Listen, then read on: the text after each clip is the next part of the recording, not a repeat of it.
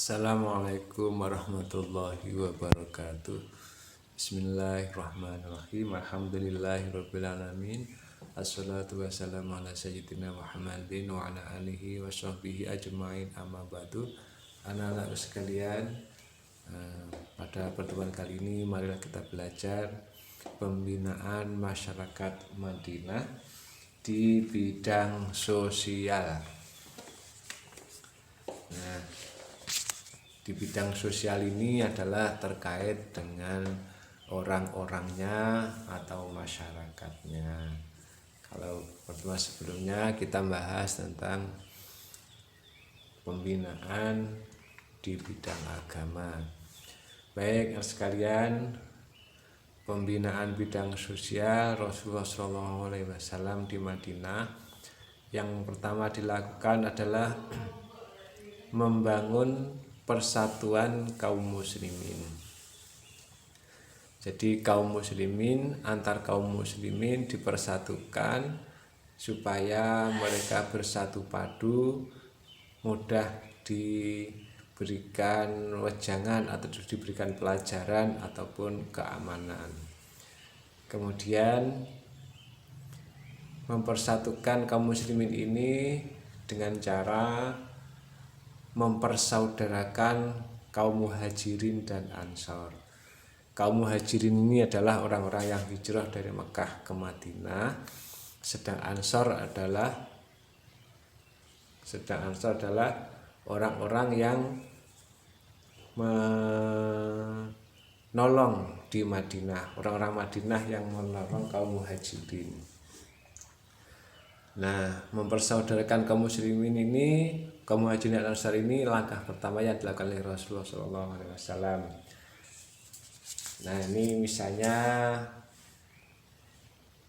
Abu Bakar dipersaudarakan dengan Kharijah bin Zaid, Ja'far bin Abi Thalib dengan Mu'adz bin Jabal, Umar bin Khattab dengan Utbah bin Malik, Ibnu Mas'ud dengan Sa'ad bin Mu'adz, dan Abdurrahman bin Auf dengan Sa'ad bin Abi Rabi. Ini dipersaudarakan supaya orang-orang muhajirin ini di Madinah tidak merasa kesepian, tidak merasa menjadi orang asing, sehingga di Madinah mereka merasa bersaudara dengan orang-orang yang ada di Madinah, begitu. Supaya mereka dalam beribadah maupun membela Madinah ini benar-benar sampai hati, ya. Orang-orang muhajirin tidak merasa Madinah adalah tempat asing, akan tapi merasa itu tempatnya karena memang sudah punya saudara orang-orang ansor. Kemudian hubungan persaudaraan ini bukan hanya sekedar bersahabat, akan tetapi betul-betul dijadikan saudara. Dan ini terjadi hanya pada zaman Rasulullah, karena saudara ini yang dilaksanakan oleh Rasulullah ini bisa saling berbagi harta dan saling mewarisi, ya. Jadi ini hanya yang dipersaudarkan oleh Rasulullah.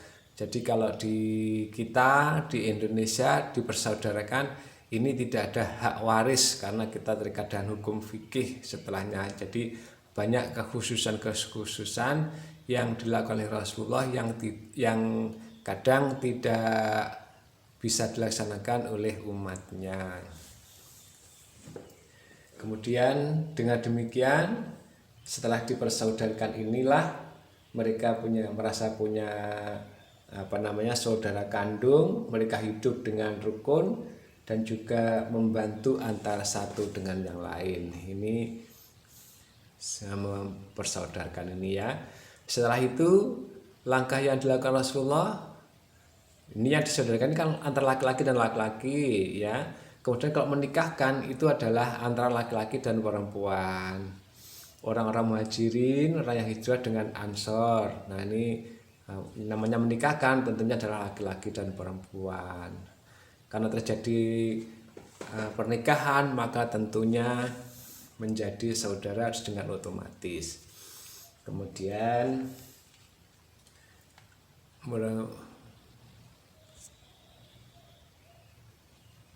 Rasul berdakwah dalam satu tempat, jadi tidak disendiri-sendirikan antara kaum Muhajirin dan Ansor. Ya sudah, diberi pendidikan di Masjid Nabawi, sudah, titik, begitu ya. Jadi mereka supaya menjadi bersatu padu. Dan orang-orang Ansor pun sudah sebelum Rasulullah hijrah kan sudah berjanji untuk menerima Rasulullah sebagai saudara di Madinah. Kemudian berbuat adil, ya tentu namanya Rasulullah nggak mungkin tidak berbuat adil, ya. Kemudian melibatkan kaum Muhajirin dan Ansor dalam membangun sarana peribadatan seperti Masjid Quba dan Nabawi. Jadi mereka bersatu padu untuk membuat sebuah sarana beribadah. Ya, bukan hanya itu saya kira ya. Jadi dalam hal apapun mereka bersatu padu menjadi satu. Kalau kalian lihat ilustrasi di dalam buku kalian, ada di buku halaman 9. Buku cetak halaman 9 itu ada gambar antara Muhajirin dan Ansor bersatu padu dalam satu tempat. Nah, kemudian itu langkah yang pertama. Jadi membangun persatuan dan kesatuan di antara kaum muslimin sendiri. Kemudian Rasulullah yang dilakukan adalah mempersatukan seluruh penduduk termasuk orang-orang Yahudi, ya. Jadi dengan non muslim. Kalau yang nomor satu kan khusus orang muslim, sesama muslim. Yang kedua ini adalah seluruh kaum penduduk Madinah, di mana kaum penduduk Madinah ini bukan hanya orang muslim saja, tetapi juga orang Yahudi. Nah, begitu. Nah, kesepakatan antara kaum muslimin dan juga non muslim ini dikenal dengan adanya Piagam Madinah, ya. Piagam Madinah. Nah, ini di buku kalian sudah ada Piagam Madinah, isinya apa? Isinya banyak sekali. Nanti Pak Tats ada ringkasan di belakang. Kemudian kalau kalian ingin lebih luasnya, kalian nanti bisa melihat di buku LKS kalian halaman 6. Di antaranya masyarakat muslim dan Yahudi hidup berdampingan, tanggungan nafkah dibebankan kepada masing-masing. Artinya karena bersama muslim ya yang penting mereka tidak saling membebani. Kemudian semua pihak harus bersatu melawan siapapun yang hendak membatalkan perjanjian ini.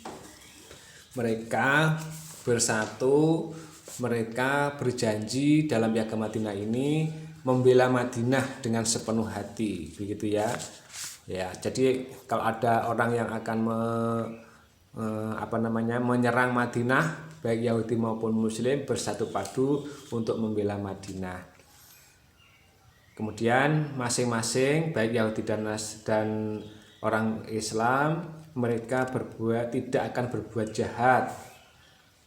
Madinah menjadi kota suci bagi tiap orang yang terikat dengan perjanjian ini, ya. Jadi mereka bersatu, Madinah lah yang menjadi tempat yang pertama. Masing-masing akan menolong setiap orang yang diperkenalkan secara tidak adil, ya. Ini baik Yahudi ataupun Muslim, mereka ini bersatu padu, saling menjaga. Setiap orang akan dijamin keselamatannya untuk meninggalkan atau tetap tinggal di Madinah. Jadi bebas di Madinah, keluar masuk boleh selama dia menjadi penduduk Madinah, baik itu beragama Islam ataupun beragama Yahudi. Orang-orang dari kafir Quraisy tidak memperoleh perlindungan dan pertolongan. Ya memang kaum kafir Quraisy kan orang Makkah yang bukan ahli Madinah, bukan penduduk Madinah. Maka baik orang Yahudi maupun orang Islam dengan orang kafir Makkah ini adalah kalau bahasa kalian bukan bolone, belum menjadi bolonya. Apabila terjadi perselisihan antara keduanya, orang Yahudi dan Muslim ini, diserahkan kepada Nabi Muhammad SAW sebagai pemimpin tinggi di Madinah. Jadi orang Yahudi pun meyakini, orang Yahudi pun menyerahkan pimpinan Madinah adalah kepada Rasulullah Muhammad SAW. Nah, perjanjian ini tidak boleh dilanggar. Nah, itu tidak boleh harus ditaati, maksudnya begitu. Itu isi perjanjian Madinah secara panjang. Kemudian nanti di belakang Pak Tat akan menerangkan dengan singkat. Untuk selanjutnya, pembinaan bidang ekonomi. Kalau tadi kan orangnya ya, sekarang kita membahas tentang ekonominya, tentang bagaimana mereka membangun ekonomi. Satu, semua orang harus bekerja untuk memenuhi kehidupan. Jadi semua, baik Yahudi semuanya, semua penduduk Madinah itu bekerja untuk memenuhi kehidupan masing-masing. Sikap gotong royong, contohnya yang dilakukan oleh Sa'ad bin Rabi bersama Abdurrahman bin Auf. Orang Muhajirin tidak dipandai berdagang, dianjurkan untuk bertani menanami tanah kaum Ansor. Ya, memang orang Makkah saat itu belum pandai berdagang, akhirnya ya tidak semuanya yang tidak pandai berdagang disuruh mengerjakan tanah-tanahnya orang Ansor untuk ditanami, karena di Madinah itu tanahnya subur sehingga mudah ditanami, dan ada cara-cara yang dilakukan oleh orang Madinah menanami sawah-sawahnya atau lahan-lahannya. Nah, Rasul menganjurkan hidup hemat tetapi suka bersedekah. Beda ya, hemat dan suka bersedekah ini bukan hemat kok suka bersedekah. Hemat itu terkait dengan dirinya, kalau suka bersedekah ini terkait dengan membantu orang. Ya, misalnya tidak mau bersedekah dengan alasan hemat itu salah ya. Hemat itu untuk dirinya sendiri, diperkecil urusan dirinya sendiri, itu namanya hemat. Tetapi kalau urusan sedekah itu adalah terkait dengan orang lain. Dan juga mengeluarkan zakat. Nah, mengeluarkan zakat ini adalah bagi yang sudah mencapai satu nisab atau hal-hal tertentu. Ini semuanya dilakukan Rasulullah untuk meningkatkan ekonomi yang dilakukan pada saat itu, meningkatkan ekonomi masyarakat Madinah. Kemudian juga membangun pasar, karena pasar saat itu dikuasai oleh orang-orang Yahudi yang harga bahkan isinya seakan-akan menekan kaum muslimin. Kemudian dibuatlah sebuah pasar yang ala Islami, dengan cara syariat Islam, sehingga mereka pun saling menggunakan pasar ini ya. Ini pasar Islami. Ya, begitu. Loh, tadi kan sudah berjanji kaum Yahudi dan Nasrani dan kaum muslimin. Iya, itu masih di bidang sosialnya. Kemudian masalah pasar masih perlu pembinaan tersendiri. Untuk selanjutnya, ya, jadi untuk pembinaan ekonomi ada tiga atau 4 itu ya. Di buku kalian ada 4, di halaman 7 LKS. Kemudian Pak Tat menuliskan juga ada 4 juga. Ya sudah, demikian tentang ekonomi. Kita lanjutkan tentang pembinaan di bidang pertahanan. Maaf, ini sudah.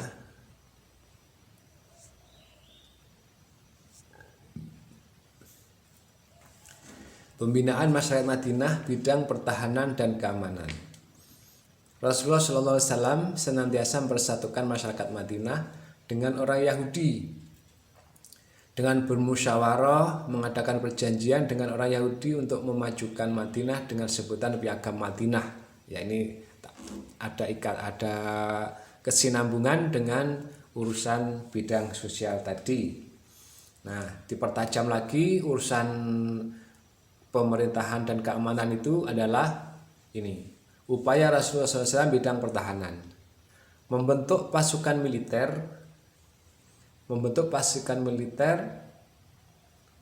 apa ini? Dari kaum muslimin maksudnya ya. Dari kaum muslimin yang bertujuan menjaga keamanan wilayah Madinah. Ya. Dari kaum muslimin yang bertujuan menjaga keamanan wilayah Madinah. Jadi tujuan militer pertama adalah untuk berjaga-jaga. Tentara kaum muslimin bersemangat juang yang luar biasa. Mengapa? Karena didasari iman karena pada Allah Subhanahu wa taala. Mereka tidak takut mati demi Islam dan negaranya.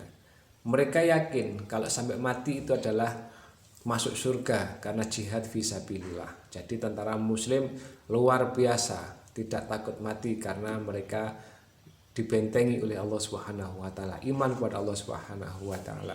Keyakinannya yang sangat luar biasa itu menjadikan pasukan muslim sangat luar biasa, disegani, ditakuti oleh musuh. Kemudian di samping untuk berjaga-jaga, tapi juga menyiagakan pasukan muslimin untuk ekspedisi di sekitar Madinah. Ekspedisi itu memperluas wilayah dakwah, supaya tidak berhenti di situ. Rasulullah mulai melebarkan wilayah dakwahnya. Ini misalnya di pesisir Laut Merah, ya, di pesisir Laut Merah itu yang masih di sekitar Madinah sana, ya. Nah, ini dipimpin oleh Hamzah bin Abdul Muthalib di pesisir Laut Merah. Kemudian Wadi Robiah, ini tempat ya. Wadi ini adalah lembah Robiah. Lembah Robiah ini nama sebuah tempat. Nah, ini di bawah pimpinan Ubaidah bin Haris ini berekspedisi di sana, melebarkan sayapnya wilayah Islam di Wadi Robiah, di lembah Robiah ini. Kemudian di Hijaz, ya, di Hijaz ini Umar bin Abdul Waqqaf, Sa'ad bin Abi Waqqas ini ke Hijaz. Abwa ini juga sebuah tempat. Ini